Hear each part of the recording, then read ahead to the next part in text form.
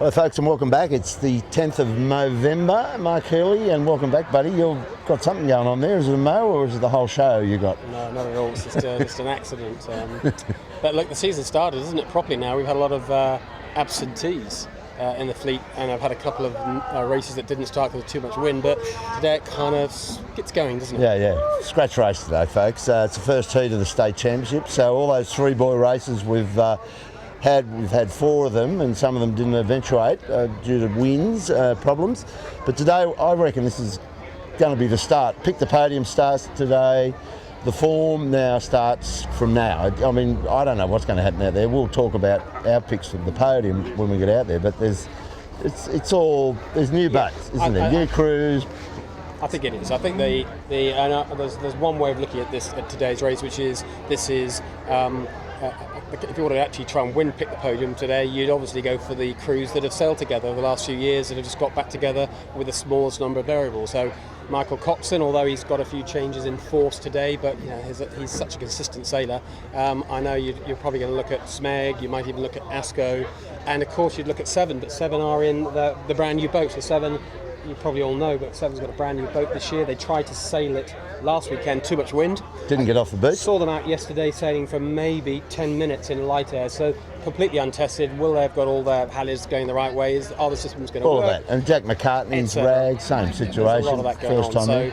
But in truth, I think we put all that to one side as who might win. Mostly, the most interesting thing today for me is we kind of just start to get a sense of how people are preparing and what their plans are for this year. So this time last year, we saw John O'Whitty with the new wing mast and wing sail was all starting to happen, wasn't it? It was. This year, we're in small rigs today because it's pretty fresh, 20 knots or so of forecast. I might get to that, but it was sort of mid-range. Mid-range, but I think we're going to get an idea about what people are doing on the small rig size, the boats, the crews. So as ever, it's going to be interesting, a bit to be learnt, and we're going to get you nice and close to the action. Yeah, and we've got that southeast course by all signs at the moment, so either side of Shark Island up the first beat.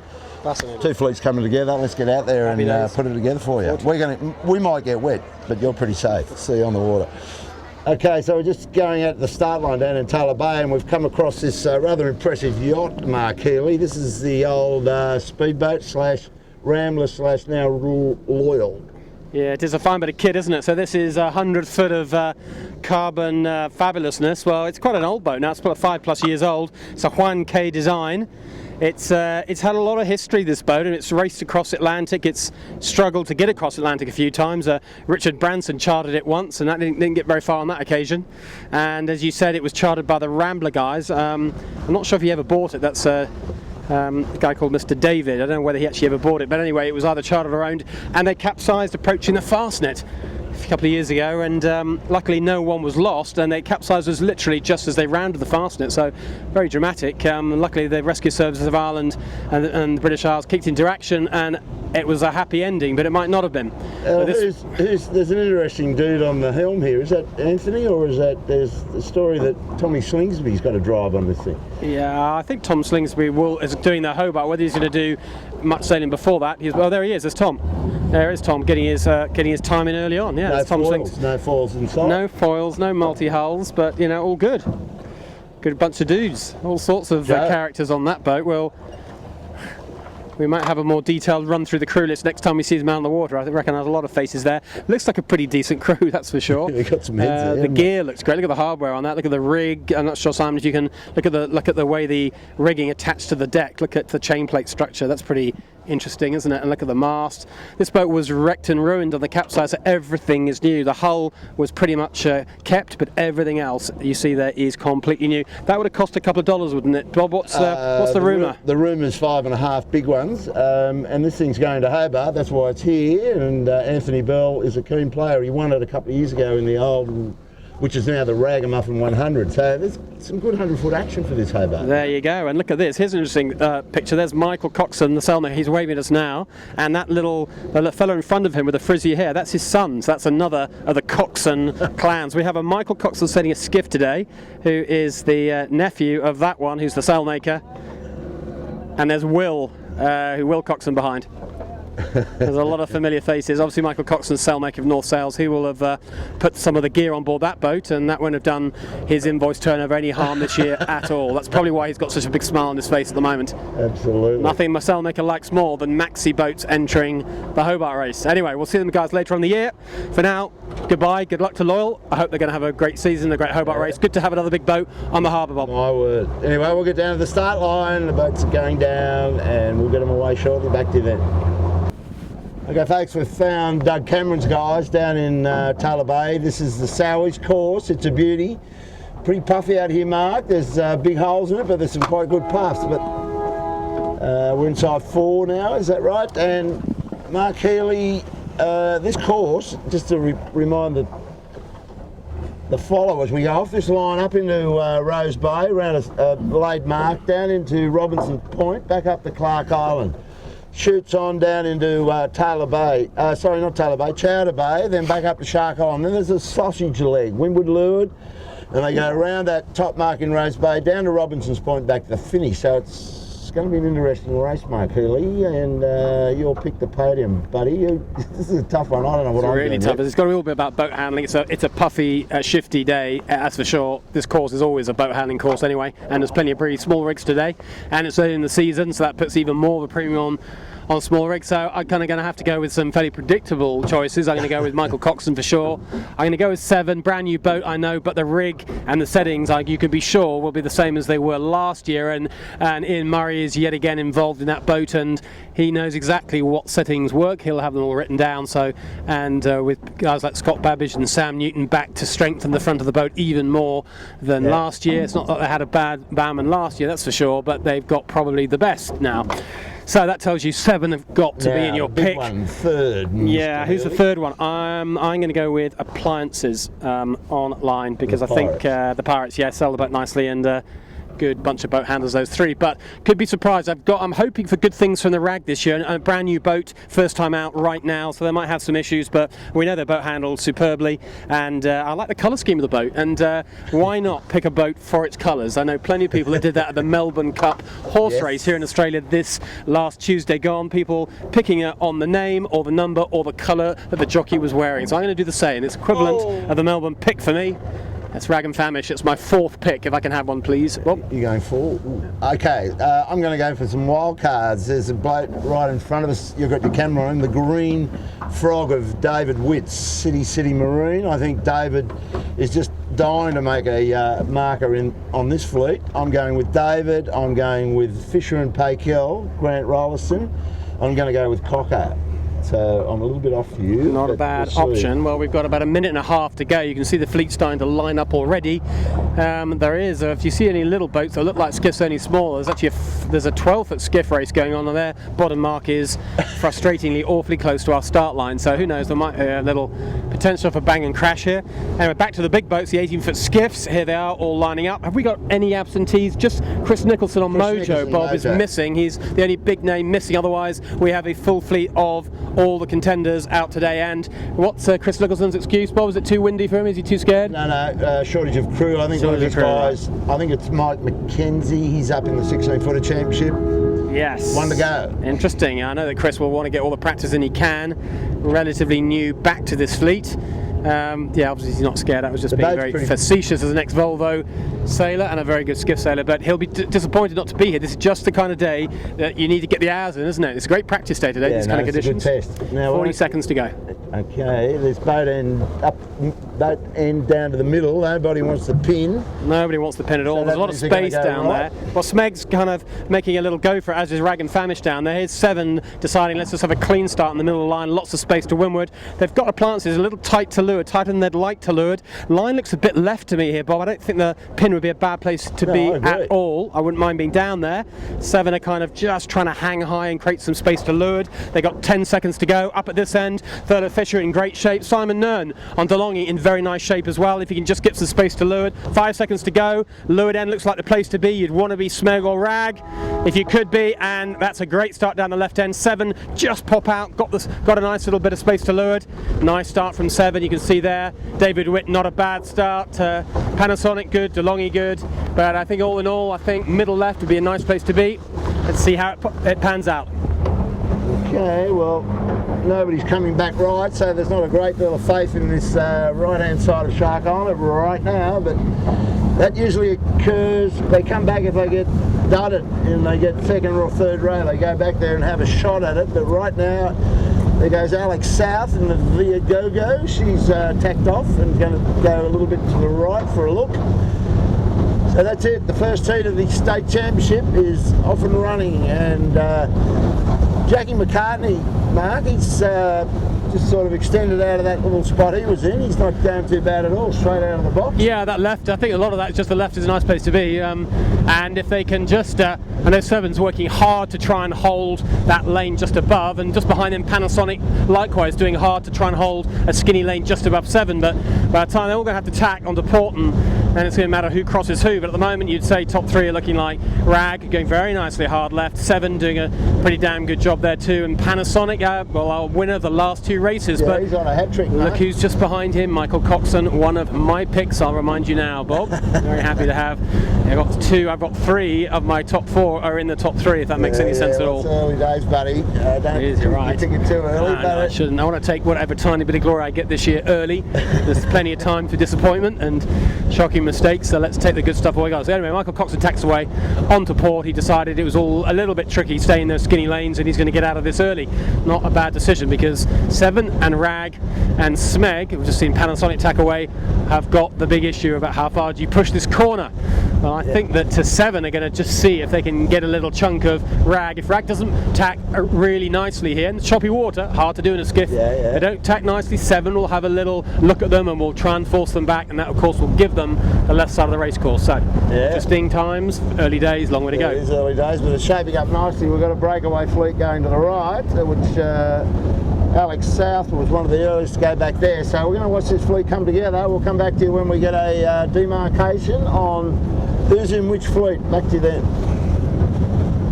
Okay, so we just got the camera on the new Rag and Famish Coopers 62, and they're going at a nice little clip here, straight out of the box. And you can see where Seven is to leeward and advanced on them. Smeg's there. David Witt coming into the picture in the City Maroon. This is the left-hand fleet. You can see Coco over there. And there's a lot of boats gone to the south. Asco. Yeah, I mean, interesting here, Bob, how well David Witt's done. He was definitely second rank off the start. He got a bit spat out. He tacked away, tacked back, and he's right back up with the leader. So either he got a nice shift, or he's just going fast, or maybe both. But yeah, early days, but nice little recovery from Sydney Marine, David Witt and his guys. Yeah, he's going hard left. Well, yeah, not a bad one. Here's Appliance Online, one of my picks. He's keeping the rest of them honest, so he's there or thereabouts on the appliances. Third official to Windward. This is the leading group. I think this side is going to be winning out. The group that went the other way, I think, are going to struggle today. I think our lead is going to come initially from this lot. And let's have a look at Rag, shall we, Bob? Get up to them. They're doing very nicely here. You have to say a little less fast through the water than Seven, but holding their height nicely. And when Seven tacks, they're going to be boat for boat without any question. There'll be nothing between the two of them. And here's the Rag, looking nice. I kind of like this dark grey colour scheme. All looks rather matte and mean, and yeah, it's very nice, isn't it? Jack's doing a great job on the stick there. You can see him really poking it up. He's got a bit of ease, and they're just trying to get this thing up.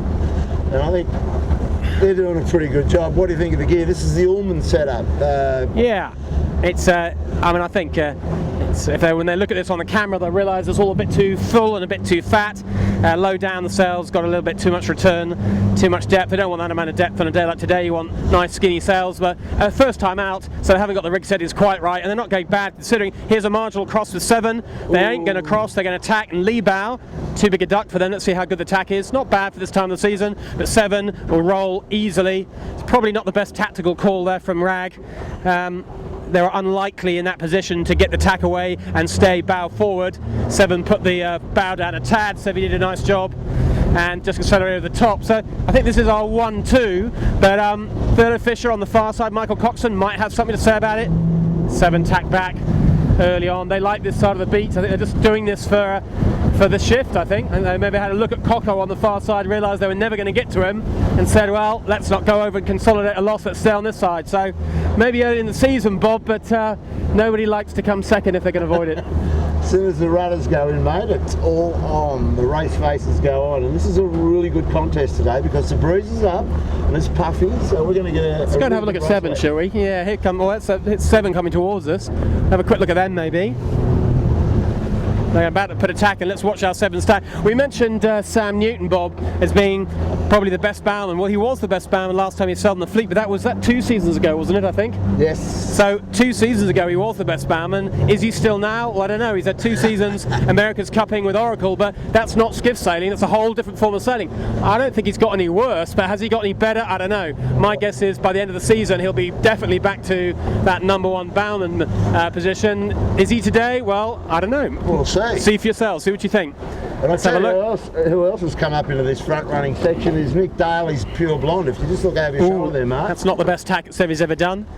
So that was, coordination left quite a lot to be deserved. And in the meantime, the other side of the beat, which is Coco's side, have done better again. So 7 having to sort of over-tack a little bit and overcomplicate things. Rag and Famish duck. That's a much better decision they made this time. That's got to be the way to go. So Coco leads them, and here comes the mob from the south side. Alex South quite prominent in that group, and but I think they're going to get dusted. Coco's the leader at this point. Coco is the leader, and Appliances and Sydney Marine David Witt's guys also sailing really nicely right back into this. They're all ahead of 7. They've all overtaken 7 and probably Rag while all that was happening, and the group that went the other side of the island, Bob, have lost out as we thought they would do. They're not miles behind, but if you just look to the left here, Simon, you'll see the group that took the other side of Shark. Johnny Winnings in there, DeLonghi's yeah, there they are. But there's Rag and Famish crossing ahead of the lot of them, and Rag is probably 5th or 6th best of the left-hand group. So that tells us that on this occasion, it's not always, on this occasion, the east side of Shark Island paid out. Anyway, back to the front of the fleet, back to our leaders. Michael Coxon has got a pretty decent lead, hasn't he, for what's very early days. Yeah, he's made it. And he just might have tacked on the lay line, not quite a lay line, but he's done pretty nicely there. Lovely shift he found. Big lead over, gotta love it, but he's going to be very happy. We'll get up to that turn mark and see how slick the chutes are going up, but they're on their way to Robertson's Point after this turn mark. See you then. So we've got Michael Cox and Trent Barnabas on the chute today, and Nico in the bow, makeshift for today. And they've got a nice little break here. Oh, Coco fell out of he turned himself too quickly. So not just 7 having problems tacking today, even Coco as well, both of them. Well, very ragged by their standards. Appliances online are going to come in here. Yeah, they are, but at least Coco got the tack completed, not too bad. I think he just went across the boat too fast and forgot to turn the boat. Anyway, he's round first, great beat from him. Appliances online, going well. Bob, is that my 1, 2, 3 by any chance? First 3 round? I think it is. I think it is. I think it is. Let's just repeat that. Mark got the 1, 2, 3 at the first mark. Thank you. So Appliances second, 7 third. David Witt, I think, is going to be. Is he going to be 4th, or is it going to be Cooper? Really close. And as the starboard tacky boat, Asco comes round, but both of those boats just get across. That's luckily. So 4th was Rag and Famish, 5th was David Witt, 6th is Asco, and here comes Pure Blonde. Are they going to get across Lumix? Yes, they are. That's good for them. This is a pretty exciting race, Mark. I mean, this is the first scratch race of this season, and we're on our way to the JJ. Boy, oh boy, what sort of a contest is that going to be, looking at this little scrap here? It's close, isn't it? The thing I'm encouraged by, and it's early, the boats are very close together. We're not seeing the massive separations what we can see come the JJ. Usual suspects at the front, though. No big surprise, I guess, but nobody new managing early doors to break into that group, but that offered us the way. Performance yachting, it's very hard to get up to those high standards. Well, they're getting some woodners here. Look at David Witt and the Sydney Marine. They've got their bow down now. They're looking at not even clearing Shark Island at that rate, so the leaders won't make Bradley's, but that doesn't worry these guys. They get the chutes off, let them rip, and then take them off and go 2 sails. So it's going to be a great race. The run down to Chowder Bay will be similarly loaded up, so there'll be chutes on, chutes off, and looking at Asco there, Marcus Ashley fully loaded up, James Doran on the chute, centre boys, and you've got Nick Daly blasting away behind him. So this is what it's going to be like. This is going to be a great race. Buckle up. Plenty of action coming your way out here today. Plenty of pace. We'll get up to the front and see how the Cocko's going. But this is, we're looking at 5th, 6th and 7th there. Smeg's right up there, Clacker, so all very close. Send them, boys. See you in a minute. So this is the lineup I was telling you about. They're right on each other's hip pockets here. Pure Blonde straight in front of us, and then you can see Ashko and David Witt, then Coopers, then the Pirates. They're heading down to Robertson Point. Nice dash for Cass, this one, Mark. It is. What's interesting is the lead boats are getting lifted quite a lot, and of course that means if Cocko's not careful, he's going to have to jibe down the bottom end, and if the boats to leeward don't, that could be expensive. But at the moment I'm seeing the second boat, which is Fisher and Bakel, Planter's Online, and 7 making nice inroads into Cocko just by having a lower lane. Yeah, and lower in this instance is going to work. Well, right over your shoulder, you've got Nicky Preston, Smeg. They've been taking a low ride lane down here, and they're going to look at Bradley's real close. That could work out just nicely.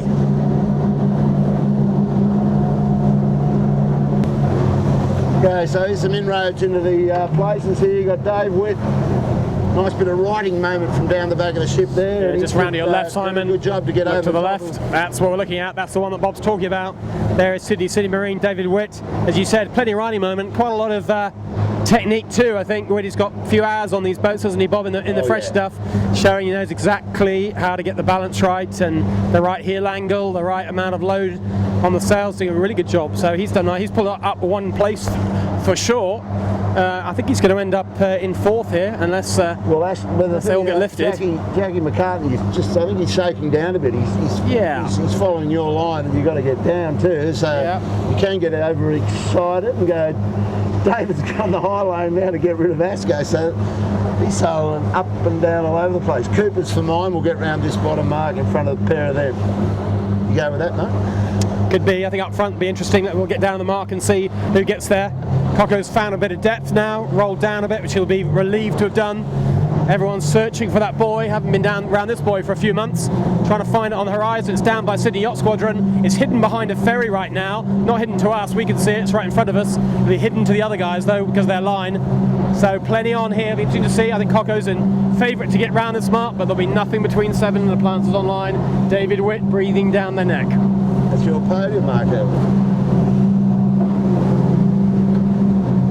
Okay, we're just on our leader, Michael Coxon, just purling it now. They got down enough, they soaked down, and here comes the second and third, very close here, Mark. 7 pulls, and so does Appliances Online. This is going to be an interesting battle. They spat themselves out from the chasers here. Yeah, they did. They managed to work really hard on depth from a long way out. They were both sailing nowhere near their optimum VMGs there. They just didn't want to have to commit to what will end up being a double jibe because it's a port rounding. If you have to approach that on starboard, of course, it's all sorts of, that'll be the second jibe to get round the mark. So they decided to, so all 3 went low, and probably it worked because normally that doesn't work in a skiff. You're best to sail your fast numbers and do the boat handling jibes, but look at these other boats, the boats behind that went for the opposite tactic, sail faster and put the jibes in. Well, I'd say they've slipped further back. Oh, hello, Jack. Hello, that's Rag and Famish. Early days, early boat handling. They were low and slow with nowhere to go particularly, and didn't turn the boat, and there you go. So they're making the smart rounding, unless somebody nips inside. Look at Smeg. What a good call. Smeg have decided there's a huge gap. They haven't got water. They haven't any rights to go through there, but they had the opportunity. Oh, that's an interesting one for the protest, if there is one. So there is a gap inside Cooper's, which Smeg spotted. As we said, they didn't have the rights to go there, but if Sydney Marine couldn't get to them, which I don't think they quite could, then why not? Early days, too early the series for protest. I think both will agree with that. But for now, a really good close race. My word, and I reckon you're going to see some card swapping, place swapping going up on this beat. There's wind, there's opportunities in all directions. David Witt's just tacked off to go up to the Athelbite shore, and the leaders are going right across to Garden Island. There's a big run out tide which will assist them big time, so David's opted to go without the tide advantage, and we'll see. So that's just shaping up. Just clear it there. You think he just had to clear his air? Well, I think you're right. he had a choice, really. I think he didn't want to attack at all, but Smeg saw an opportunity, took it. That's what this is all about. And this is a good drag race upwind, and all the rest of the leading contenders are going off here on a long port tack. Michael Cox has just tacked the first one as he got to the naval base at Garden Island, and 7 are going to be next. We'll get a good sense of where everybody's upwind speed is on this leg, because they're all broadly going the same way apart from David Witt, so it won't be about shifts, it's just straight line speed. Yeah, well, don't discount David's chances over there. You can pull something out of there the more you get towards Bradley's, but anyway, there it is, folks. We're on the third leg of this first heat of the state championships. Come back to you as we get up towards turn mark, and then it's Spinnakers on down into Chowder, which will be a very rugged affair. See you back up there. Okay, so we're saying the deck would be shuffled, and it surely has been. Gotta love it. Sebi Jarva and Sammy Newton and the Babinator have spat themselves out here big time. That boat must have been motoring.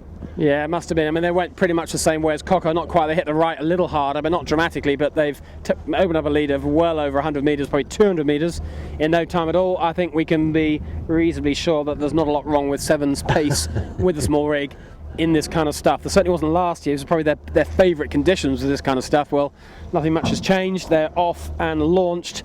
Cocker won't be pleased with that. He was led at the first mark and did sell the run really nicely, but somehow it all went horribly wrong on leg 2. So Michael Coxon will go around a pretty disappointed second, but plenty to play for yet. But you won't want that to become the way this season goes. He goes around second. Trent Barnabas sailing in the middle this time. Bob Norman is the bowman, obviously. Right. Back in the middle. Doing a pretty nice job. Interesting, there's no Spinnakers gone for here. No, not yet. Watching Gotta Love It. They were sort of aiming at the target with 2 sails. Right, so he's going to go for the shoot. That'll be interesting. So third, Marcus gets himself sailing very nicely. Gets himself up to third position. Good work from him. Fourth, Smeg, and then it's going to be Sydney City Marine, David Witt. They're the two that had the coming together. At the bottom mark was not a lot between them after David Witt went a rather different way out when not much at the top mark. Smeg keep that small advantage. Smeg around fourth. Here comes Sydney City Marine, the bright green boat. This is the boat that David Barnes sailed last year, SWS Engineering they were called. Spent a lot of its year upside down, I seem to remember. This year, a very different story in the hands of David Witt. Right on that turn mark when they bear away, so there's no Spinnakers. They're just going to go 2 sails by the look of it. Yeah, right, absolutely. Nick Daly next around in the pure blonde. He's having a tidy race so far, Nick Daly. He had a very up and down year last year, came quite good at the end of the season after a pretty poor beginning, but very nice start to his skiff season this season. Goes round in, I think that's 6th. Grant Rollison's caught up a bit, just gave the market a bit of a tickle, and he's come up now. I tell you, he's bombed out. His appliances online, Mick Elaine's guys, the Pirates, they've shuffled way back into this fleet. You are absolutely right, Bob. They look a bit wet actually. They might have gone for a swim possibly. I can see Monty, who's in the middle there. His hair looks very wet.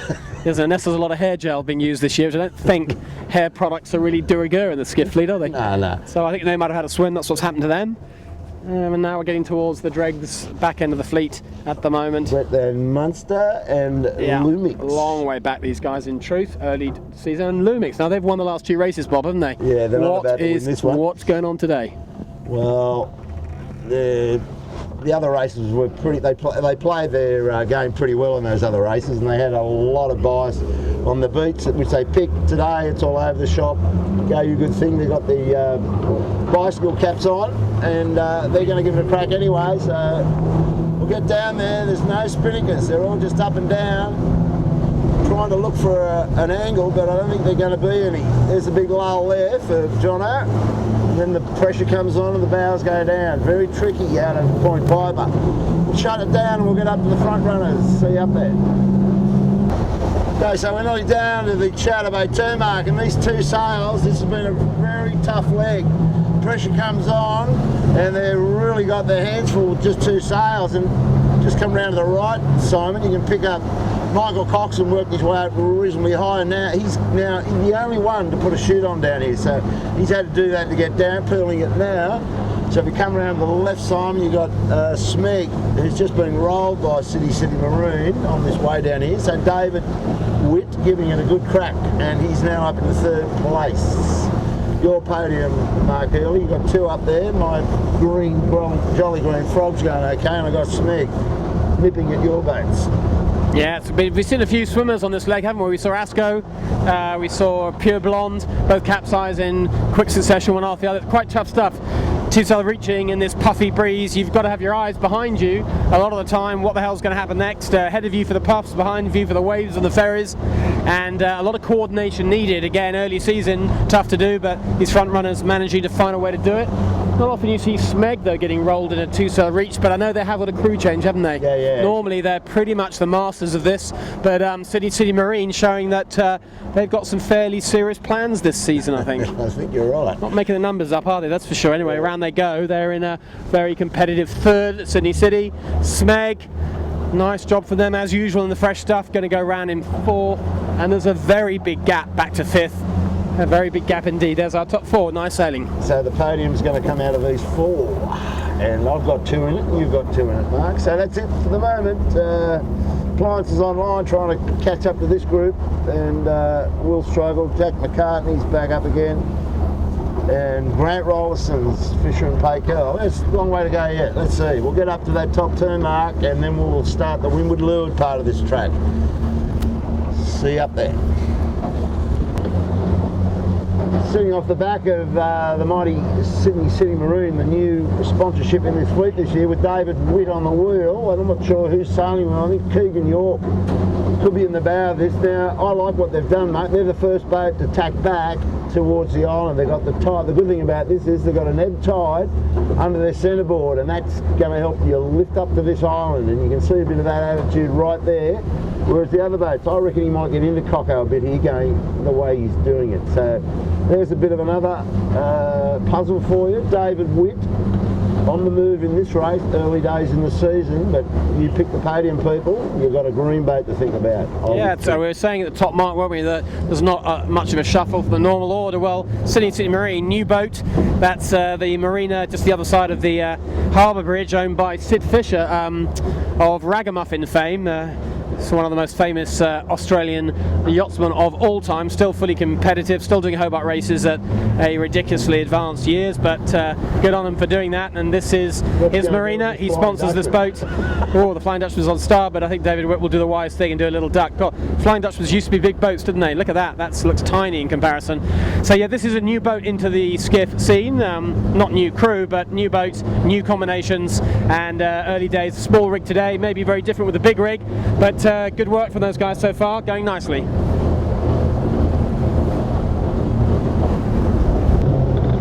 Okay, we're sitting behind second on the racecourse right now, being challenged by Sydney City Marine. He's in the picture for sure, but you can see Gotta Love It just tacked in front of Thurlow there, and that's the lead that Gotta Love It 7's extended to. I reckon that's, what do you reckon that is? It's nearly a minute lead. Oh, it's more than a minute. That's a minute and 30. Could even be more than that. I mean, that's a lot of time and distance. 7 doing a huge job here. I think they're just one of those days where they're kind of finding their settings and getting a feel of the boat, and now they're just hitting all the shifts at the front. They can tack when they want to, and they know this course well, and Scott Babbage in the middle deciding when they tack. It's about as good as you're going to get when you come into Rose Bend or southeasterly, so I think it's all just going nicely for them. So a good result so far for 7. But yes, I don't think Michael Coxon will be too upset. He doesn't want to be this far behind 7, that's for sure. You can see David Witt, bit of a tricky tack, wasn't it? Oh, look at that, Simon. Look at the tack, please, mate. Round you go. That's where all action's happening. There we go. Not the best tack, as they tried to tack on a puff and came out of it slow. But the interesting thing now is we've got a run down into the start area down in Taylor Bay, and there's a lot of puff here, so the jibing angles for these 3 boats, there's going to be quite a bit of pressure on it, I think, mate. What do you reckon? Yeah, I think it is. It's tough to judge at the best of times. The breeze narrows through between Shark Island. This is just a reminder of the course. It's been a bit of a reachy beat fest so far. Anyone who's been you've been watching this race, you've seen Sydney Harbour, a view of the backdrop of the city. We've given you a bit of a tour of the harbour, but now it's a windward leeward in a very tightly constrained piece of space, and it will be very easy to get the wrong side of some ley lines here. And let's see how these guys do it. But you mentioned about David Witt closing up to Thurlow Fisher, Bob, and I think you're right. Look, there's Thurlow Fisher, and just to the right of them there is David Witt, Sydney City Marine. There's not a lot between them. Another slightly poor tack from Thurlow Fisher. I think that battle for 2, 3, and of course Smeg will be part of that too. It's going to be pretty interesting today. Good looking podium fight, that one. We'll get up to the mark. Gotta Love It, heading that way right now. We'll turn it off and watch them go around for you. There's our leader, gotta love it, on approach, about to put the helm down and get the bow away to hoist the chute down into Taylor Bay from here. So we just had a quick look, see where the puff was, and the boys go to town on that chute. So can't see, well, there's Coco, he's got a massive lead now, so he's going to have to swim to lose this. Well, set the watch, Bob, but you know, I think to me that's 2 minutes just by visual, plus maybe even more. That's an awfully big deficit to close up. Realistically, they're going to have a fall or a breakage to lose that lead, I think. But, anyway, that's what's happening in the front of the fleet. But as we said, the just behind them, the Furlough Fisher Sydney City Marine Smeg battle is brewing up to be pretty interesting. Yeah, my word. So that's it for the moment. Just got to keep the mast pointing upwards, Sevi and co. But there's plenty of bunkers left in this track, don't you worry. Sevi looks, oh no, they're just going for the jibe now. It looked like he might have been going to go around the other side of the island, but jibe on, and they will make that look pretty easy, I think. Anyway, we'll wait for the Furlough boat and the City Marine because I think they're going to be in each other's pockets. We'll chase them down this run for you. Back to you then. So here's Michael Coxon's guys roaring into this top mark and tacking over to clear the mark, and you got just to our right, Simon, if you want to come hard right, you got the green machine, Sydney City, right in this now. And I tell you, he's done well, Mark Healy. His appliances online, they were dropped right out of the Clark Island turn mark, back in about 10th spot. So. And here comes Smeg and Fisher and Pakel though on starboard. So Sydney City Marine are going to pop round in third. They're going to be clear ahead of the two starboard tackers. But look at Smeg and Fisher, both on a nice right-hander, both closing up onto the buoy. Look at Fisher and Pakel, lovely. That's Rollo going very nicely in there. Grant Rollerson, he's on no one's going to get across him. He's on starboard. Appliances are going to go for the fast duck. That's a nice tactic for them. Smeg got nothing they could do there really. They've got to wait. Can Appliances get inside Fisher and Pakel? Oh. Yeah, they did. They did. Just did they hit them? Doesn't matter. There was a tiny gap. I think they just went for the tiniest of gap. Yeah. And now Roller's got to try and bear away, which isn't easy. He's trying to get the bow down. Smeg showed him how to do it. That was good action at the top mark. Appliances very bold from Mika. He found the tiniest of gap, threaded through it, and well, somehow he got through it. So that's looking like our top six. Kenwood and Simon Nern here on DeLonghi having a decent beat as well, closing up on the leaders. Yeah, Kenwood's done well. The two Rabbitoh boats. Yeah, Kenwood's done very nicely, and DeLonghi very nicely too.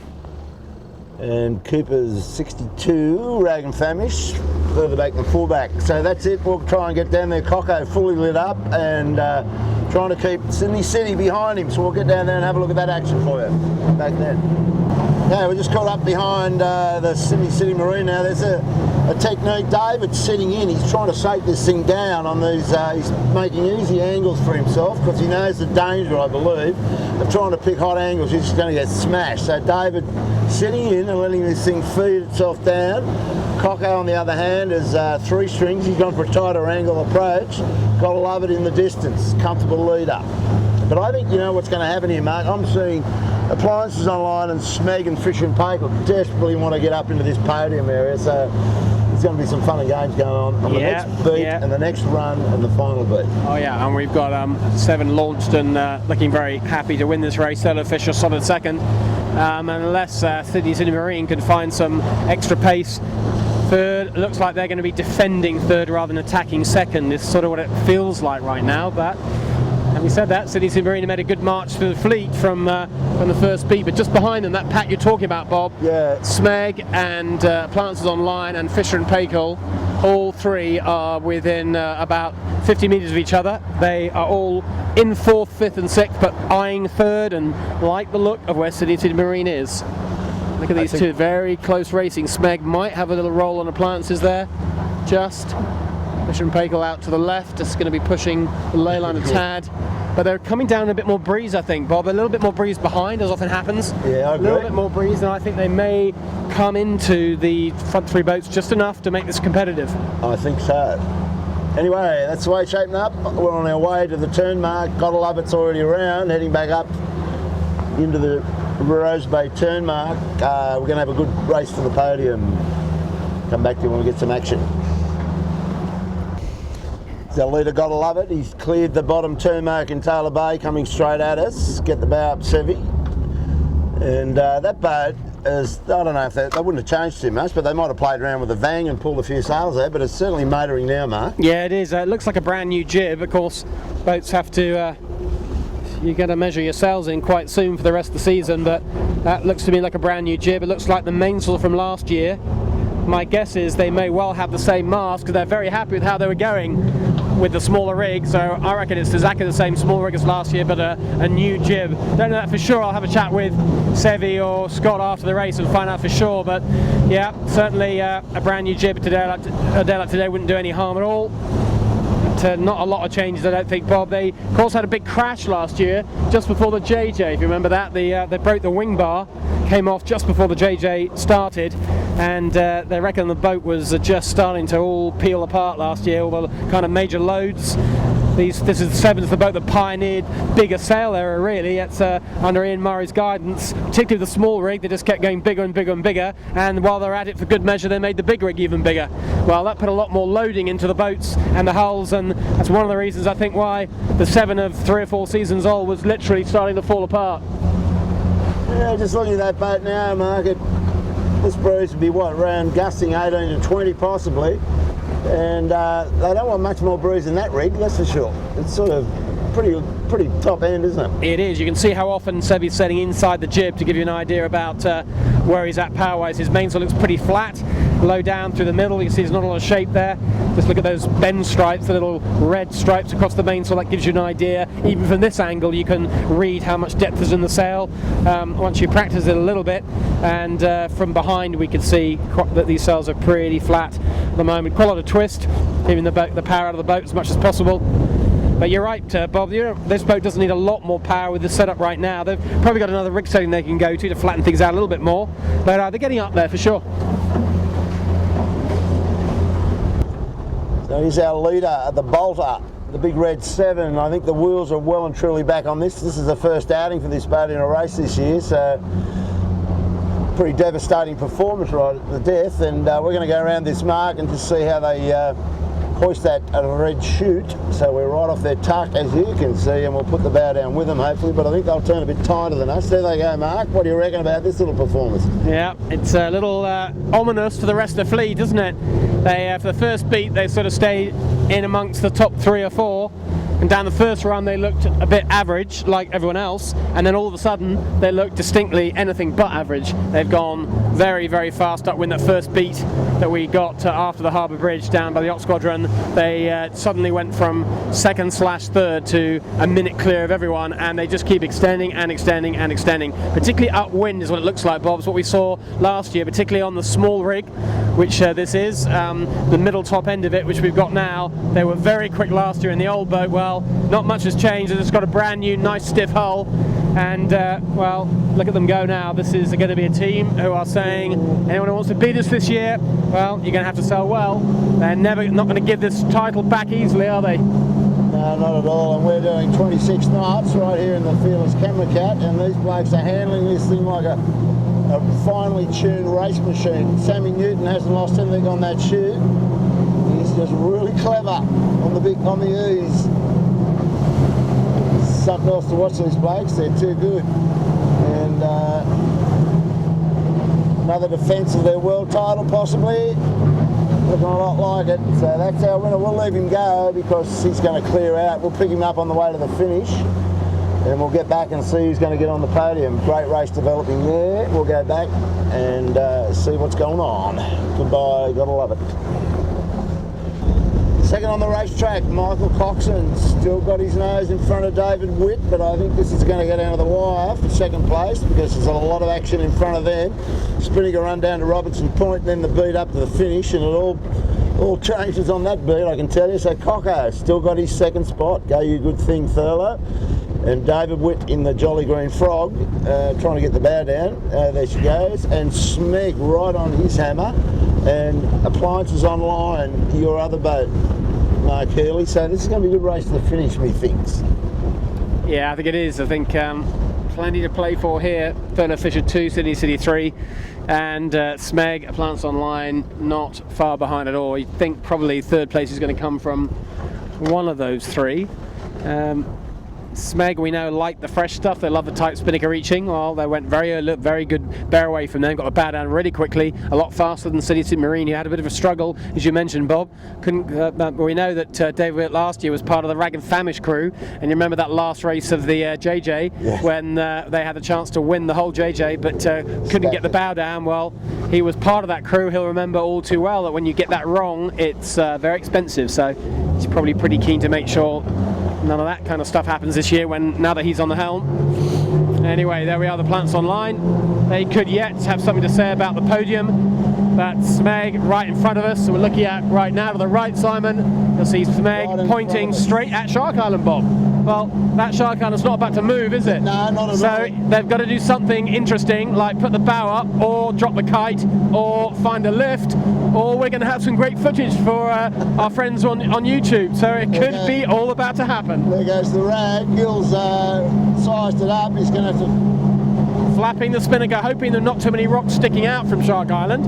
Otherwise they're going to whip the bottom of their boards off. But they seem to get a bit of a lift just in the nick of time, and they've managed to clear that stake, and they cleared the promontory and the rocks by not a lot, but that'll probably do. Well, he's put himself in a good position because David Witt's way higher now, and Smeg will drive it low to that. When he gets a chance, when he gets a hot one, he'll get down on the Bradleys as much as he can. So good close race coming up for third here, and there goes the bow down on the mighty Smeg. I like the look of Smeg here, Bob. I think you're right. The low lane they've got themselves into could work out beautifully. If the others have to jibe, then that's going to be a very nice place to be.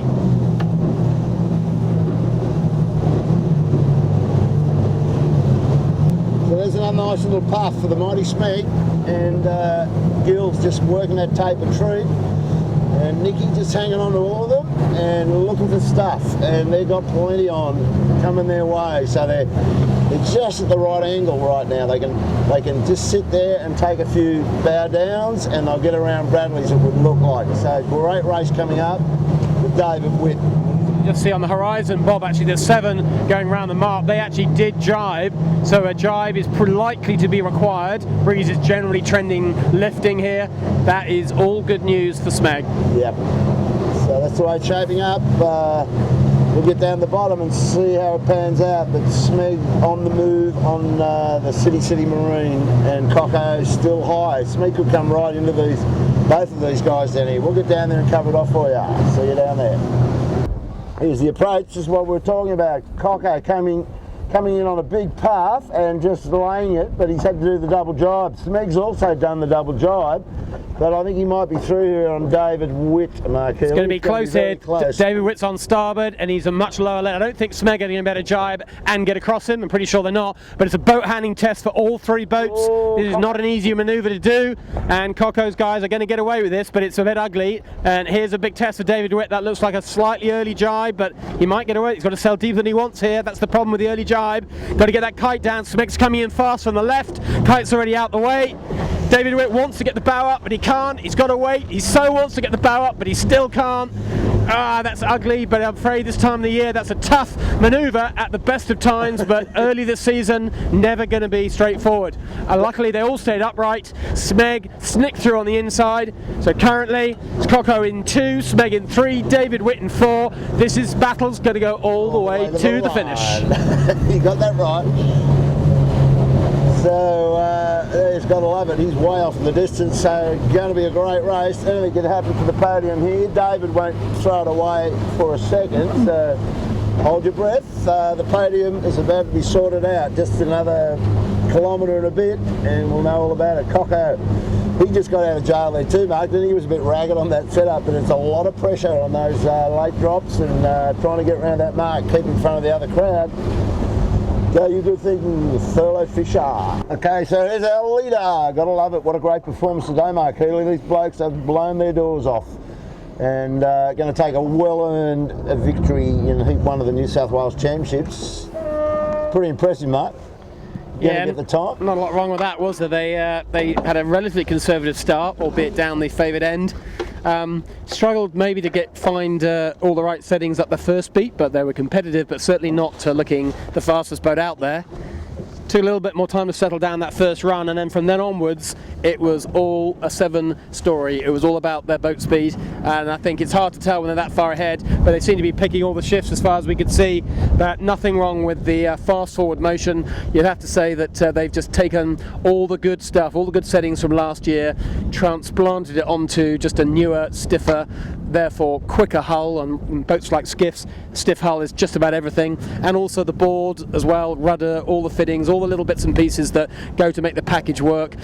Everything I think you'll find to do with the hull and the foils is a little upgrade. The rig is as good as it was last year, and let's just wait and see what happens when they go with the big rig, Bob, because if this hull works that well with a small rig, then I'm telling you it's going to work even better with the big rig. And of course we know that they had the pretty innovatives in Murray big rig last year with a different way of actually it's a sleeve sail, not actually going up on a groove, on a luff groove. That worked pretty nicely, and it looked like they hadn't really quite finished the refinement of it. They never quite got round to fully sorting it last year. So I think when you add that in, it tells us that they're going to take some beating.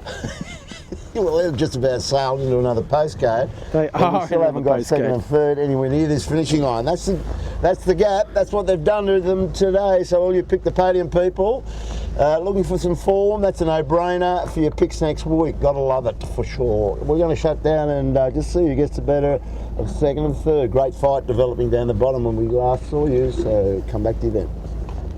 Okay, second today. Good job, fellow Fisher lawyers, the ever reliable Mr. Coxon, and Nico's on the sheet today, and Trent Barnabas stepped back. He's standing in for Davey O'Connor, so great job. They led him early, Mark, and just the pressure came on from 7 and they couldn't keep up with them. Yeah, you'd have to say that if it wasn't for that red boat called 7, they'd have had a damn good day, wouldn't they? But unfortunately, there is a boat called 7. So anyway, Michael Coxon up for the fight against 7 this year, no doubt about that, and he's got plenty of ideas, I know, and plenty of determination, plenty of experience, so that's not over by any means, but it will be, if he needed a wake-up call, which he probably didn't, but if he did, today will have got him thinking a bit. I think he'll be doing a bit of thinking next week about what to do. I don't think he'll be saying, let's stick to the plan and see how it goes. I think he may decide he's got to try something. Yeah, the mail's definitely in, and here comes Nick Brass. A couple of great little manoeuvres around those turn marks down there.